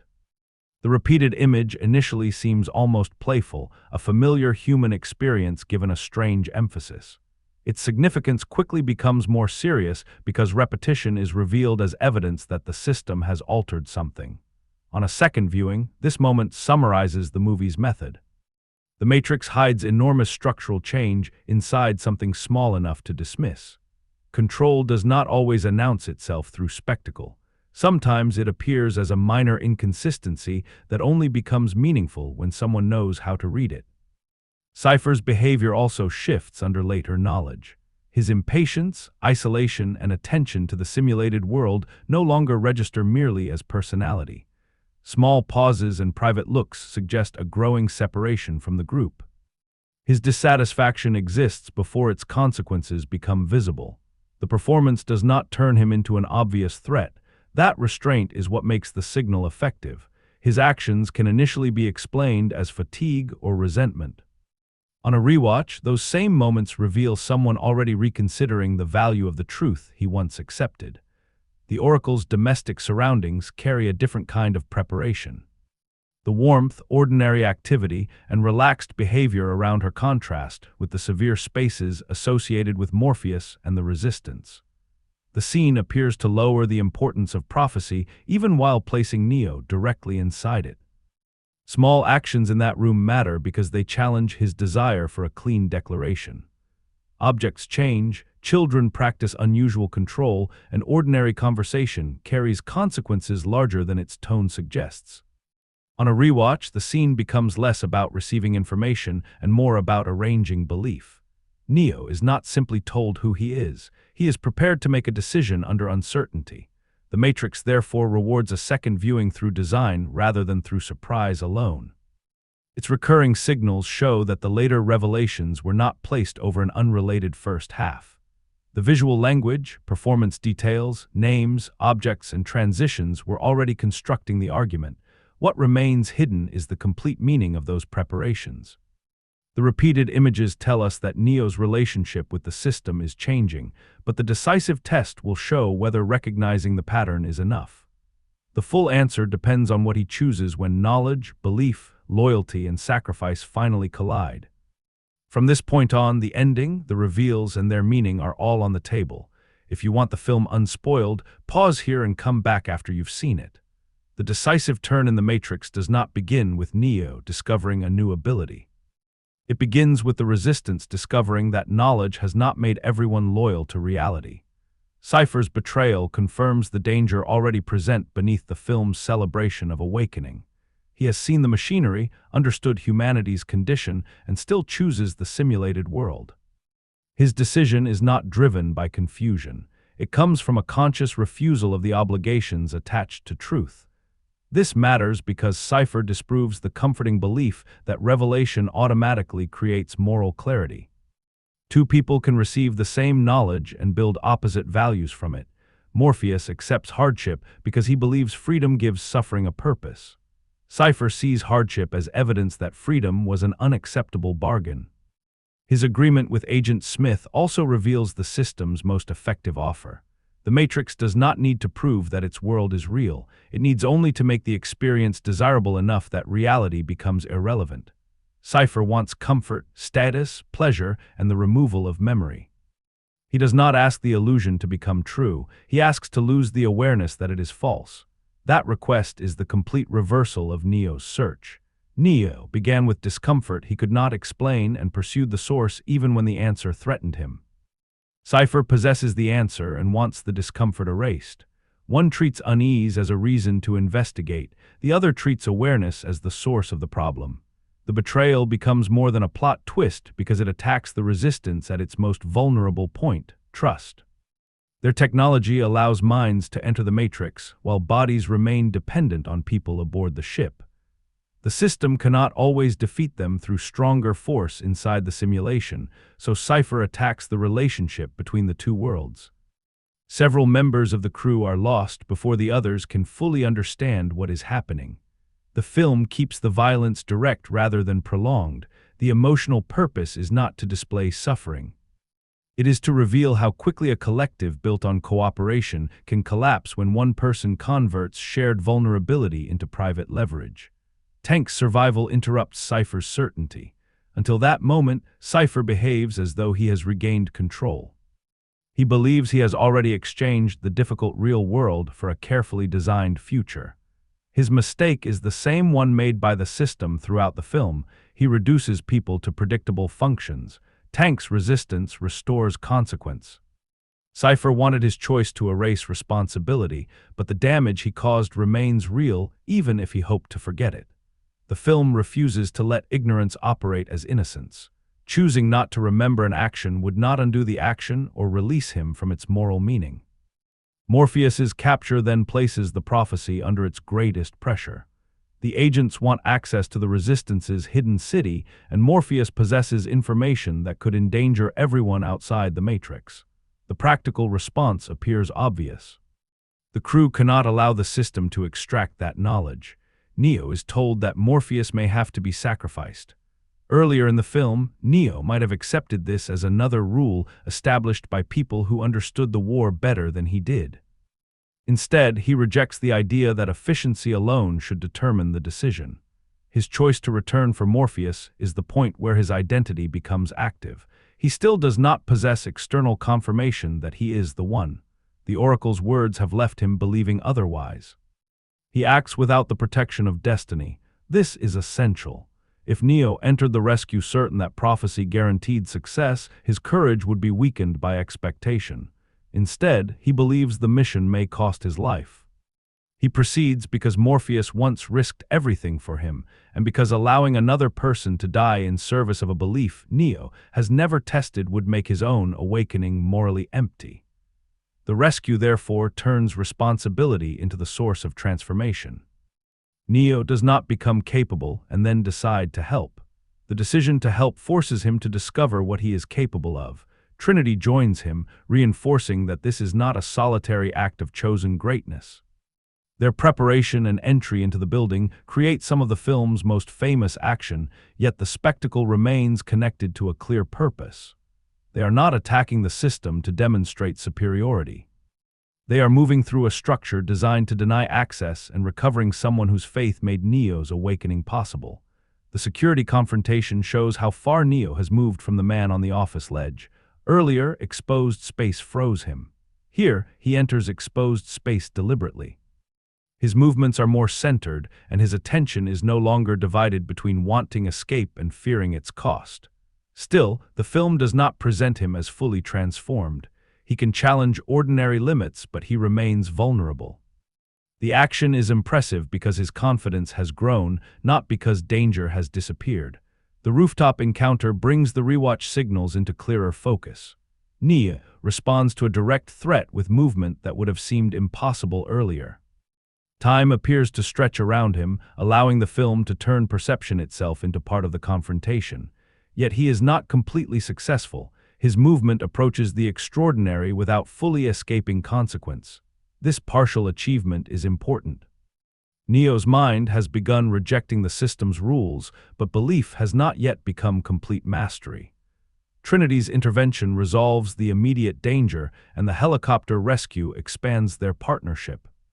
Neo's strength, Trinity's action, Tank's support, and Morpheus's trust all contribute to the escape. The film may be organized around a chosen figure, but this victory remains collective.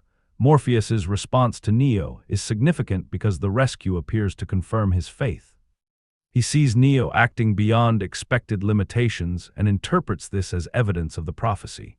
Neo, however, still has one final dependence to overcome. He continues to understand himself through what Morpheus believes and what the Oracle appeared to deny. The subway station creates the necessary test. After Morpheus and Trinity leave, Neo is confronted by Agent Smith and briefly has the opportunity to escape. Instead, he turns back. This decision completes the pattern established in the office. There, Neo retreated because fear defined what was possible. In the station, he remains despite fear because his understanding of himself has changed. The visual echo makes the choice more meaningful than a simple increase in fighting ability. Neo does not stay because Smith has become harmless.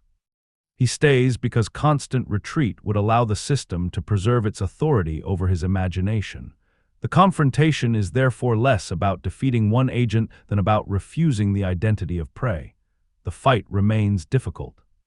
Neo can resist Smith, surprise him, and temporarily overcome him, but the system restores its representative.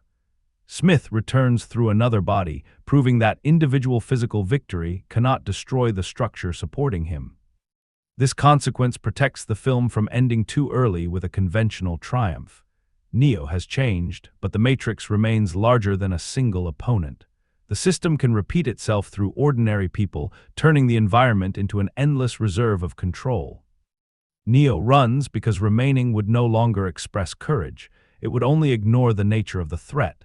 The film distinguishes bravery from recklessness by changing what the situation requires. Freedom does not mean refusing every retreat. It means acting from understanding rather than allowing fear to make every decision automatically. The final pursuit takes Neo back through corridors, rooms, streets, and telephones. These recurring spaces now carry their complete meaning. Doors may open or trap him. Public areas can become hostile without warning. A telephone offers the route home, but reaching it depends on a connection the system can interrupt. Smith reaches Neo before he can escape and shoots him. The film presents the moment with impact but does not linger graphically. Its meaning lies in what appears to have been proven. Neo's physical response inside the simulation confirms that he still experiences its violence as real. The system seems to have enforced the limit he was told could be challenged. Neo's death also appears to disprove Morpheus's faith. Prophecy has not protected him. Knowledge has not automatically made him powerful. Courage has not prevented consequence. Trinity's response changes the meaning of the Oracle's prediction. She understands that what she was told about her own future cannot be reconciled with Neo's death. Her declaration is important not because affection functions as a magical reward, but because it supplies a final form of evidence within the film's belief system. Morpheus believed Neo because of prophecy. Neo doubted himself because he thought prophecy had excluded him. Trinity now interprets the same network of prediction through her own certainty. The prophecy does not operate like a simple factual announcement. It creates relationships and decisions that help bring about the future it describes. Neo returns, but the crucial transformation is visible in his lack of panic. When the agents fire again, he no longer reacts as though their attack carries unquestionable authority. He stops it. The moment answers the training sequences. Earlier, Neo could intellectually understand that the Matrix was constructed while his body continued obeying its limits. Now perception and conviction have converged. He does not merely know that the projectiles are simulated. He experiences them as information whose rules can be denied. His vision of the environment as code completes the opening pattern. The audience first saw the Matrix as data without understanding it. Neo can now see through appearances directly. Walls, bodies, and threats no longer present themselves as permanent objects. They reveal the structure beneath their surface. This does not mean nothing matters. Neo's transformation is not a discovery that consequence is imaginary. His concern for Morpheus, Trinity, and the crew is what allowed him to reach this point. The film links expanded perception with deeper responsibility rather than emotional detachment. His final encounter with Smith expresses that new relationship. Neo no longer approaches him as an equal opponent inside an ordinary fight. He enters the agent's form and destroys its temporary organization from within. The image resolves the conflict between external force and internal belief. Neo does not defeat Smith simply by striking harder. He exposes the agent as something constructed within a system Neo can now perceive differently. The remaining agents flee, reversing the visual hierarchy established throughout the film. Earlier, their calmness came from certainty that the rules belonged to them. Once Neo demonstrates that those rules can be rewritten, their authority becomes conditional. The ending does not claim that the larger war is over. Humanity remains connected to the Matrix, the machines remain in power, and the resistance still faces enormous danger. Neo's awakening changes possibility rather than instantly changing the world. His final communication is directed toward the system. He announces his intention to show people a world beyond the boundaries imposed upon them. The important shift is that he no longer asks another authority to explain his identity. He speaks from a position he has reached through action. Then he rises into the sky, giving the film a final image of physical rules losing their status as unquestionable truth. The moment is triumphant, but it also carries a risk. Neo now possesses power far beyond the people around him. A story about escaping control has created a figure capable of exercising extraordinary control himself. The film leaves that tension largely unresolved. It trusts that Neo's choices have established an ethical foundation strong enough to guide his power. His transformation emerged through loyalty, sacrifice, and responsibility rather than domination, which supports that trust. Still, freedom always creates the possibility of a new authority. The ending answers the deep view question with a qualification. Awakening does release Neo from the system's invisible limits, but it does not release him from obligation. It increases what he can see, what he can do, and therefore what he is responsible for doing. The counterreading remains valid. Neo never acts outside influence. Morpheus's faith, the Oracle's guidance, Trinity's certainty, Smith's pressure, and Cypher's betrayal all shape his transformation. What changes is that these forces no longer provide his final definition. The rewatch signals now resolve into one pattern. The code showed that reality could be read. The screens showed that access could also be limitation. The names revealed competing claims over identity. The mirrors destabilized the boundary between self and environment. The telephones connected freedom to dependence. Déjà vu exposed control through inconsistency. The Oracle demonstrated that belief could shape the decision it appeared merely to predict. Together, these details show that Neo's final power is not simply the ability to break physical rules. It is the ability to see rules as constructed, evaluate the values behind them, and accept responsibility for the consequences of resisting them. That is what the Matrix ultimately earns. Its chosen one framework may simplify some of its human relationships, and its philosophy sometimes arrives more directly than its emotional detail. Yet the ending successfully joins argument, character, and spectacle. Neo does not become free by discovering that nothing is real. He becomes freer by discovering that constructed systems still produce real consequences, and that awareness creates an obligation to choose rather than an excuse to withdraw. What remains after the Matrix has explained its system is not the code, the machinery, or even the impossible movement. It is the moment Neo stops running in the subway station and turns to face Agent Smith. That pause stays with the film because it contains the entire transformation without requiring another explanation. Neo is still afraid, Smith is still dangerous. The Matrix still controls the environment around them. Nothing external has become safe. The difference is that fear no longer makes the decision for him. Earlier, Neo believed freedom would arrive when someone finally gave him the correct answer. Morpheus seemed to possess it. The Oracle seemed capable of confirming it. The hidden world appeared to promise an explanation complete enough to remove uncertainty. The film gradually replaces that hope with something more demanding. No answer can relieve Neo of the responsibility to act. That is why the movie grows slightly after reflection, even when some of its philosophical language feels more direct than its character development. Its most valuable idea is not that reality might be artificial.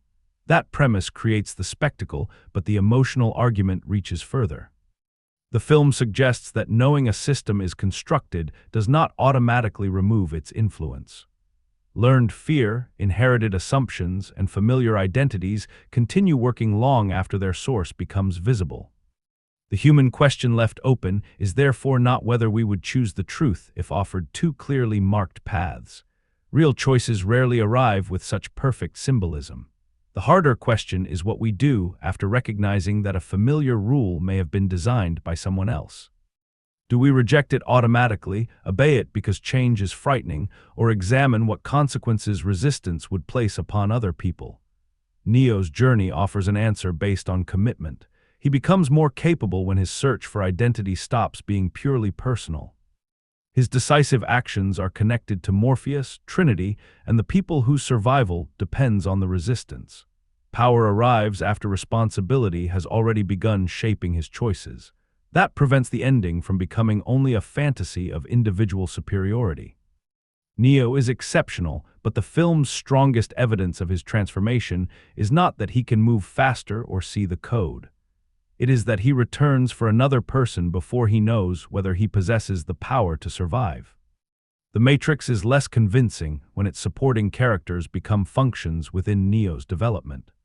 Several relationships needed greater emotional space, and some of the philosophical dialogue explains ideas the imagery had already communicated. The chosen one structure also places enormous weight on prophecy when the film is more interesting as a study of choices made without certainty. Those weaknesses matter to my score because they limit the human depth of an otherwise remarkably unified design. I am giving The Matrix a personal score of 5.1 out of 10. That score may appear restrained for a film with such enormous influence, but influence and personal response are not identical. The movie's greatest achievement is the convergence of concept and craft. Its production design, color, framing, editing, sound, movement, and visual effects all support the same central pressure. The The film does not merely discuss a constructed reality, it constructs a cinematic language that makes control visible. Its most important limitation is that its emotional relationships do not always receive the same precision as its world and ideas. Neo's intellectual transformation is clear, but the personal life being transformed can feel underdeveloped. The crew proves that resistance is collective, yet several members remain too thinly drawn for their losses to carry the full emotional force the story seeks. Viewers who value ambitious science fiction, carefully designed action, philosophical questions, and influential visual storytelling are likely to find much more to admire than this personal score suggests. The film remains a major example of ideas being delivered through popular genre filmmaking without separating analysis from entertainment. Viewers who need intimate characterization, naturalistic dialogue, or emotionally detailed relationships may remain at a distance. The movie often asks its characters to embody an argument before allowing them to exist as complicated people outside that argument. That is not a failure of competence. It is the trade the film makes to preserve momentum and conceptual clarity. The Matrix is well suited to a focused cinema viewing or a distraction-free home setup because its sound, framing, and environmental details reward attention. It is not a film that benefits from being treated as background entertainment. Its images are readable on the surface, but their relationships become clearer when the viewer notices repeated objects, thresholds, reflections, names, and changes in posture. Its rewatch value is strong. A second viewing cannot reproduce the shock of the central revelation, but it replaces surprise with structure. Cypher's dissatisfaction becomes more visible. The Oracle's language becomes less like prediction and more like careful influence. The early screens, code, reflections, and telephones reveal how long the film has been preparing its argument.